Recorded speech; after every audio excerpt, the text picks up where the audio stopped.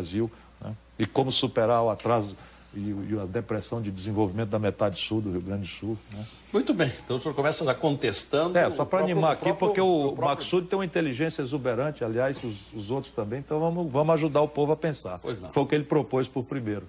O economista Rodrigo Constantino, também analista de empresa, provavelmente tem um pensamento um pouco diferente, pelo que a gente lê, pelo que eu leio do senhor. Boa noite. Boa noite. Bom, eu queria colocar algumas coisas antes. Primeiro, o crescimento, acredito eu, que o Maksud estava falando também a nível sustentado, na opinião minha, e, de fato, a gente acaba vendo muitos voos de galinha aqui por falta de poupança.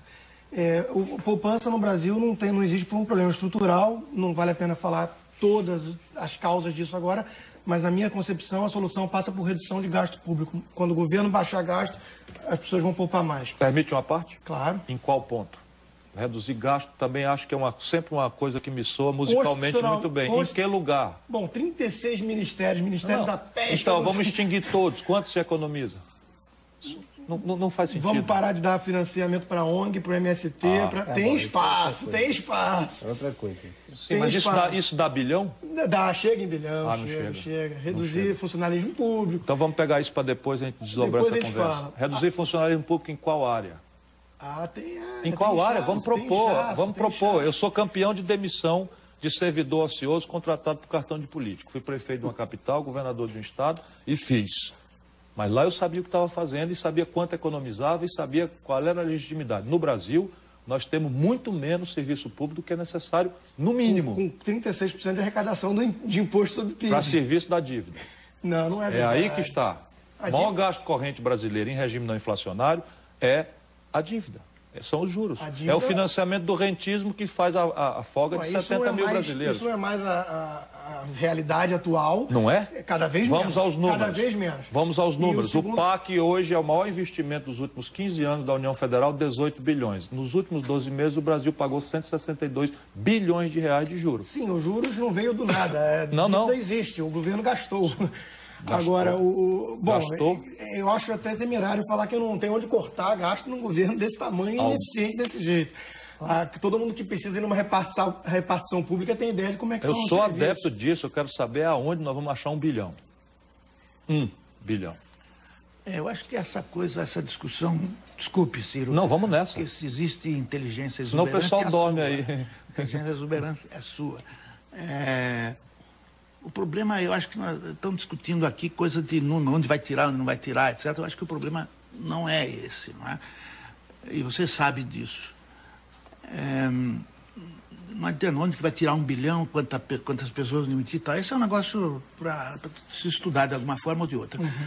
É importante que se faça a coisa que impeça o governo de crescer, que se inchar mais, porque ele está super inchado. Agora... eu acho que ainda não está na hora de eu responder a sua questão. Vamos deixar primeiro o doutor Rodrigo. Desculpa, não concluiu o seu pensamento. Bom, outra coisa que eu ia falar, um comentário breve, é que o crescimento que estamos vivendo é um fato inegável, porém, na minha opinião, ele ocorre a despeito do governo aí presente, não por causa dele. Quer dizer, todo um cenário de conjuntura internacional, preço de commodities, crescimento chinês, o Brasil que menos cresce dentro do BRIC, dentro de toda uma gama de países em desenvolvimento. Então, eu acho que acreditar isso a um mérito desse governo também é um erro. E só para voltar à sua primeira colocação sobre o fórum e a provocação que você fez em relação à solidariedade onde fica, eu queria voltar nisso porque eu encaro a pergunta como uma falsa dicotomia, porém muito comum. Eu não vejo o mercado versus solidariedade, pelo contrário. Eu vejo que tudo que eu consigo comprar de remédio na farmácia vem da busca de lucro de empresas competindo. Eu vejo que o que Adam Smith percebeu em 1776, que não é da benevolência de um açougueiro que vem a minha comida que eu compro, e sim da busca dos próprios interesses dele. Então eu não entendo muito bem essa dicotomia. Pelo contrário, eu não quero depender de solidariedade de governo ou de empresário algum para ter as minhas demandas satisfeitas. Eu quero depender, isso sim, de um mercado competitivo, onde cada um deles esteja buscando seus interesses. É assim que vai chegar na minha mesa as coisas que eu preciso para o meu conforto. O senhor entende que a guerra de mercados, chamada globalização, ela acaba beneficiando a todos? Ela acaba beneficiando quando há trocas mútuas e livres dentro de um contexto institucional, né, que evite fraude e abusos. Porém, o próprio termo guerra eu já considero pejorativo. Eu não vejo exatamente como uma guerra. Quando empresas estão competindo para atender a demanda, o tirano, entre aspas, é o consumidor. A satisfazer a demanda. Tem uma frase de Ludwig von Mises, da escola austríaca, que acho que resume bem isso que a gente está falando. Não é porque as pessoas bebem...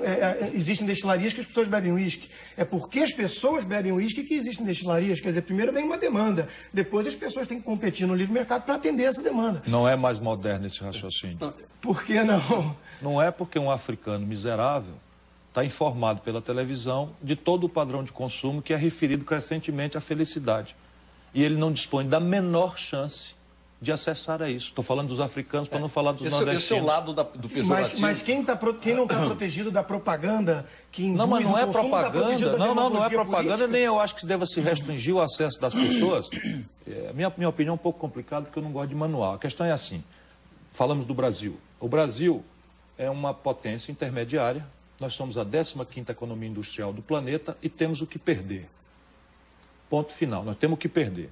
As condições de consumo, quer dizer, o padrão aspirado de consumo, o padrão desejado de consumo, é a única verdadeira globalização. É a única. E é um padrão de consumo que vem na esteira da afirmação de identidades culturais que não são as nossas. Já tem aí uma outra digressão para outra hora a gente refletir. Eu me preocupo muito com a perda de identidade cultural, porque isso informa como é que a gente se relaciona, como é que a gente se vê no mundo. E não é para fazer muro contra ninguém, não. Eu acho que no futuro a liberdade deve ser absoluta para tudo. E o auto-juízo, o auto-arbítrio deve ser o grande juiz de todos. Porém, a verdade não é, nesse momento, assim. Por quê? Porque eu padronizo o padrão de consumo, eu digo a um jovem africano, um jovem chinês, um jovem brasileiro, um jovem indiano, quais são os elementos, até inconscientes, de felicidade, de aceitação pelo grupo, qual é a estética que ele deve ter, isso está padronizado. Mas as condições de produzir... Constantino, as condições de empreender são dramaticamente nacionais.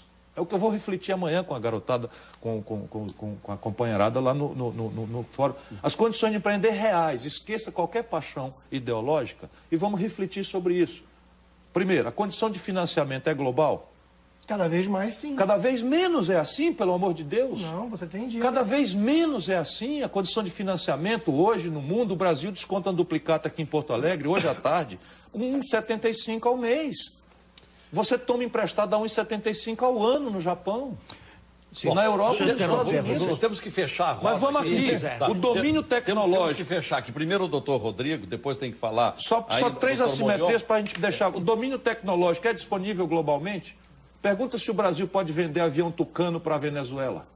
Não vende o avião Tucano da Venezuela porque a estupidez da política externa norte-americana proíbe o Brasil de vender avião da Embraer para a Venezuela porque tem componentes tecnológicos embarcados no Tucano que o Brasil não produz. Esse é o aspecto negativo quando se fala em guerra de mercados. Por que o Jorge Gerdau tomou uma decisão de abrir uma usina de aços planos nos Estados Unidos e não em Ceará, em Fortaleza? Pelo contrário, brigou conosco no Ceará para não deixar a gente fazer uma lá. Porque os americanos introduziram uma distorção que é protecionista, porque são pouco competitivos em aços planos, estão administrando decisões de investimento mundiais para local a reconversão industrial siderúrgica. Que bom que o Ciro Gomes reconhece que o protecionismo é ruim. Não é ruim, não. É ruim. Depende. Os americanos pagam a conta, é um subsídio. É lobby do Não, mas eles estão financiando a reconversão industrial. Vamos entender o pensamento do doutor Rodrigo até o final, porque ele não conseguiu fechar ainda. Certo. Bom, o que acontece? O Ciro está falando de uma coisa que é verdade. Os juros, por exemplo, não é igual no mundo inteiro, não é unificado. E o câmbio? O câmbio também não é. Um dos principais motivos disso são as barreiras artificialmente criadas por governos locais. E os impostos. E os impostos. E o sistema tributário. Eu gostaria de falar uma coisa. E o nível de capacitação do capital Você entra na humano. Amazon, aliás, o avanço tecnológico está permitindo cada vez mais isso. Você entra na Amazon, no site da Amazon, qualquer um pode entrar hoje, e procura por um computador novo da Sony, vai o padrão. $900 você compra em qualquer lugar dos Estados Unidos, chega no Brasil, custa R$5 mil. Isso é insumo, isso é produtividade. Eu quero entender porque eu tenho que pagar R$5 mil por algo que o americano muito mais rico paga $900. A culpa é do governo. Porque nós temos governo. Nós temos governo demais. Então, como é que você pode falar que a globalização é prejudicial nesse sentido? O que é prejudicial são as barreiras que não permitem chegar funding barato no Brasil através de venture capitals e hedge funds e empresas. Muito bem. O senhor vai começar o próximo bloco. O senhor foi muito entrecortado. E os Estados Unidos também têm governo, viu, Ciro? Por isso que eles fazem aquilo. O mundo inteiro tem governo. Claro, o mundo inteiro tem governo. Portanto, agora, não é possível que a gente esteja certo e o mundo inteiro errado. Mas a gente tem mais governo que o mundo todo. Não é verdade. Agora eu vou lhe deixar uma pergunta também. Não é verdade. Sabe quanto é a conta da guerra do Iraque? Sabe quanto é a conta? Já atualizada, $1 trilhão. Pois é, agora... Por aí. Bom, $1 trilhão. É que free market significa uma coisa para os Estados Unidos, para os americanos. Sim, mas pendurado no céu. E para nós, outra coisa. Ah, claro. Agora, para nós incluir, doutor Rodrigo... É disso que eu estou tratando. Para começar daqui a pouquinho... Uma expressão assim, pendurado na brocha, né? O cara está pintando, você tira a escada e ele fica pendurado na brocha. O senhor tocou muito de passagem a questão da capacitação. No Brasil, nós temos uma desigualdade de um abismo, né? Posso te dar um númerozinho? Estou ficando chato. Sabe quanto é a matrícula no ensino superior público brasileiro? 6 de cada 100 garotos de 18 a 25 anos. 6. Cuba tem 48, sabe? Doutrinados, né? Cuba não pode nem pensar. Peraí, doutor, não põe a palavra na minha boca. Estou falando o seguinte. Não, eu estou falando que Cuba é um país miserável, que tem um regime deplorável, se quer que eu fale mal, Cuba consegue, num regime deplorável, numa economia ridícula, botar 48 de cada 100 dos seus garotos em nível superior. O Brasil bota 6. Bom, desculpe, Ciro. Olha, e acha que está gastando demais o Brasil. Ciro, pera um pouquinho. Tem governo demais. Ciro, você é muito inteligente, tudo, eu admiro, gosto de você, etc, etc, etc. Só que, por favor, não use comparação um país socialista... Não, então eu vou falar com a França. Tá bom, mesmo... Que aí dá 80. Aí o cara diz assim, mas a França também... Também é socialista. Agora, vamos dizer... A França é socialista também. Claro, você sabe disso. Bom, mas eu queria deixar uma pergunta... Eu sou socialista. Não, deixa eu terminar a frase apenas. Termine. No socialismo não existe o sinal de preços do mercado, não existe. Impede cálculo racional. Então, lá na China, hoje estamos falando aí mesmo aí no fórum, né? Os chineses estão vindo aí brutalmente, porque eles não têm encargos sociais, não tem isso, não tem nada, eles não têm salários, os salários são ínfimos, né? Quase gratuitos, porque existe escravos, são escravos. Agora, um dia eles vão passar a ter salário, e um dia vão ter mais dificuldade para coisa. Mas hoje não tem. Em Cuba não existe preço. O sinal de preços do mercado não existe num país socialista. No socialismo não existe esse troço que nós chamamos de preço. Cubano, não. Em relação à desigualdade, eu colocaria só uma coisa. Primeiro, eu não vejo nenhum problema em si com a desigualdade, no sentido de que a riqueza não é um bolo fixo, não é um jogo de soma zero. Para alguém ficar mais rico, não tem que o outro ficar mais pobre. O Michael Dell, quando criou lá com $1.000 a empresa dele, a Dell, ele ficou bilionário porque ele pôde vender um produto mais barato que gerou valor. Há poucos dias saiu uma matéria na revista, na Veja, dizendo que o que predomina no Brasil é a classe C. Ora, isso é muito pouco. A nossa gente tem pouca capacitação para o trabalho. Então, se não consegue alcançar, acompanhar a evolução dos mais adiantados, o que vai acontecendo com a nossa gente? Caindo na marginalidade ou na criminalidade, certo, que é o que está acontecendo em grande número. Faltou oportunidade de emprego. Doutor Molion, o senhor é do ramo da climatologia, meio ambiente, e tudo isso tem a ver com economia. Boa noite.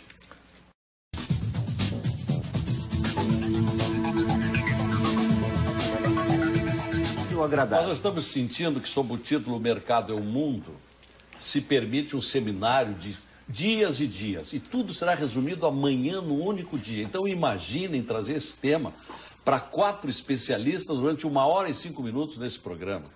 Nós vamos ficar aqui com manchetes, com pronunciamentos telegráficos, porque quase não dá para aprofundar. Mas recomeçando com o doutor Rodrigo Constantino, que é economista. Eu prometo que não interrompo. E vamos inserir um pouco mais o Brasil nesse grande debate. Bom, o Brasil está atrasado, está perdendo a guerra, como foi o termo que você usou, por vários motivos, né? O Brasil não abraçou ainda a globalização de fato. A gente vê Taiwan, Singapura, Hong Kong, vários países asiáticos, a Irlanda na Europa, vários países que abraçaram a globalização de forma a se tornar competitivo.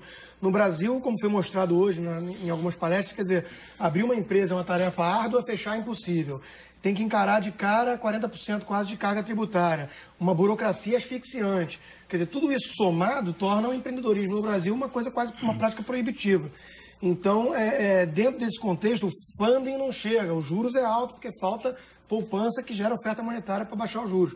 Então, quando você junta todo esse cenário, empreender no Brasil, ainda mais tendo que competir com China, com tudo isso que está vindo aí, é uma tarefa muito complicada, né? Qual é a solução para esse problema? A solução passa inevitavelmente por uma redução do aparato burocrático, por uma redução de carga tributária e por um esquema que permita um ambiente menos hostil. O senhor tem esperança de ver uma baixa na carga tributária? Não, esperança em curto prazo, não.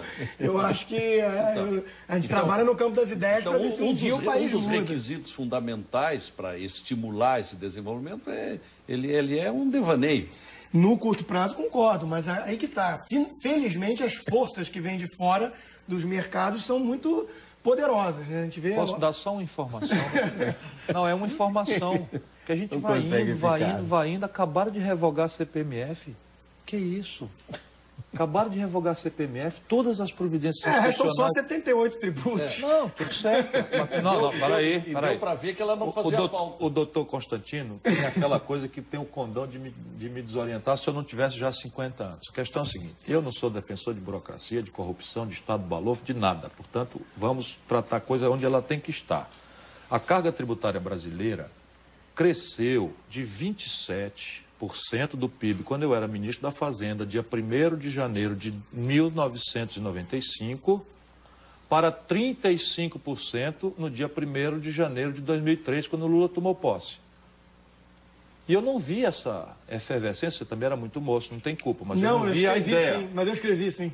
Eu escrevi, rompi e briguei com essa gente. Agora, de lá para cá, todos os movimentos institucionais do país, inclusive irresponsável, que é esse da CPMF, os meus eminentes colegas resolveram fazer lá no Congresso, foram na direção de desoneração tributária. Agora, por que a gente não derruba a carga tributária de uma forma correta? O senhor já vai falar. Por causa daquilo que ninguém quer falar, por causa da interdição patrimonial. O país tem que gerar superávites monstruosos para servar uma coisa que era uma dívida pública que levou 500 anos até o governo Fernando Henrique para arredondar em 35%, 36% do PIB e que em 8 anos deste tipo de maluquice ideológica vendido como ciência virou 58% do PIB em apenas 8 anos. Conclua. Como é que você trata a reforma tributária com uma dívida galopando desse jeito? Bom, cortando gasto, só tem um jeito. Mas imagina um indivíduo que tem um orçamento familiar. De novo, ele tem uma dívida que ele herdou. Vamos discutir, o fato existe a dívida. Não me põe do outro lado, eu estou do seu mesmo lado. Não, eu sei. 3 trilhões. Existe uma dívida de mais de R$1 trilhão herdada de governos gastadores. Governos gastadores. Mas deixa eu fazer...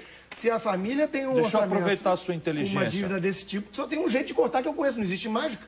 Tem que produzir receita para pagar. Agora é a sua vez, posso falar para nós regular o tempo. Não, eu na verdade queria que a inteligência dele, porque a metodologia é boa, talvez é porque eu já estou mais traquejado nessas coisas, é que estou fazendo essa provocação para explorar a inteligência dele, a bem do nosso debate e do telespectador especialmente. Você fala assim, cortar gasto, isso é muito simpático. Eu sou um muquirana em casa, eu corto gasto diariamente, eu não faço crediário, não gosto, não tenho dívida. Tudo certo, eu sou assim. Governador, prefeito, ministro, eu fiz ministro fazendo o maior superávit da história da fiscal brasileira, está tudo certo. Mas a minha questão é, no aqui e agora brasileiro, esse discurso não pode ficar no truísmo de que é preciso ser racional nos gastos, porque senão nós entramos num parafuso de piração, porque caricatura não falta. Às vezes assim, tem ministério demais, ok, Ministério dos Negros, Ministério das Mulheres, corta qual? E economiza quanto? É essa a questão. Não, isso serve o seguinte, para denunciar os sintomas generosos de falta de austeridade do serviço público brasileiro. Estou de acordo. Eu acho muito frouxo. Eu, por exemplo, nunca usei cartão corporativo porque acho aquilo meio estranho. Certo. Eu fui ministro, não aceitei receber cartão corporativo. Mas, se a gente acabar, eu já fiz esse exercício, esse é um problema. Por isso, e eu não deixo mais, por isso que eu fico até mal educado, eu não deixo mais ninguém dizer truísmos na minha frente, politicamente corretos, audíveis como música para a população, e que deixam uma ilusão grave, perigosa, para a inconsequência da política brasileira, que é assim, está aí um monte de coisa fácil de fazer, um monte de caricatura, não está vendo a quantidade de ministério? Sim. Não sei o que, o Brasil está em pandarecos, o gasto corrente brasileiro é deprimido. Por favor, a Força Aérea do Brasil está com 76% do seu equipamento paralisado no chão por falta de peça de reposição. Alguém diz, não, mas para que o Brasil precisa ter Força Aérea? Pergunta para o Equador por que o Brasil precisa ter uma Força Aérea. A Colômbia andou lá invadindo o território, o espaço aéreo, a Venezuela mobilizou tropas na fronteira da Colômbia. Está rindo de quê? Eu não concordo. Você não concorda que acabou de acontecer um problema que quase leva uma parte da América Latina à guerra? Quase por causa do Chaves, né? Não interessa por causa de quem, eu quero saber qual é a capacidade dissuasória do Brasil. Intervalo, para nós ouvirmos de volta o doutor Molhon, que não conseguiu ainda... Não, você está protegendo ele, agora ele conseguiu. Não, distinguir bem ainda a conservação ambiental... Ah, o Molhon, pensei que era com mudança climática. E eu vou lhe deixar uma perguntinha que tem um interesse regional muito grande, doutor Molhon. Pois não. Nós estamos tendo um debate muito acirrado aqui no Estado, em função da vinda de 3 chamadas empresas papeleiras, isto é, que plantam para produzir celulose e estão querendo plantar bastante eucalipto na metade sul. E dizem alguns que isto vai exaurir a água do solo e nada mais nasce ali, pela quantidade. Eu vou lhe pedir uma opinião sobre isso, já que o senhor é um estudioso do assunto. Na volta.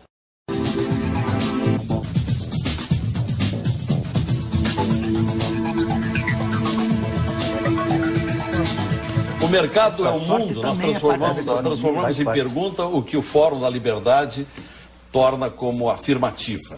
E aqui nós vimos no programa que, de fato, o mercado é o mundo, aqui para este lado, e não é bem assim para esse lado. Tá? Chegamos à conclusão. Agora, vamos às conclusões. Deputado Ciro Gomes, muitas ideias foram lançadas, vamos ver como é que dá para concentrar esse arremate. A questão para mim é o seguinte, há 2 planos. Uma reflexão sobre o mundanismo e as vulgaridades da governança brasileira não resiste, e eu não vou ficar aqui de defensor disso.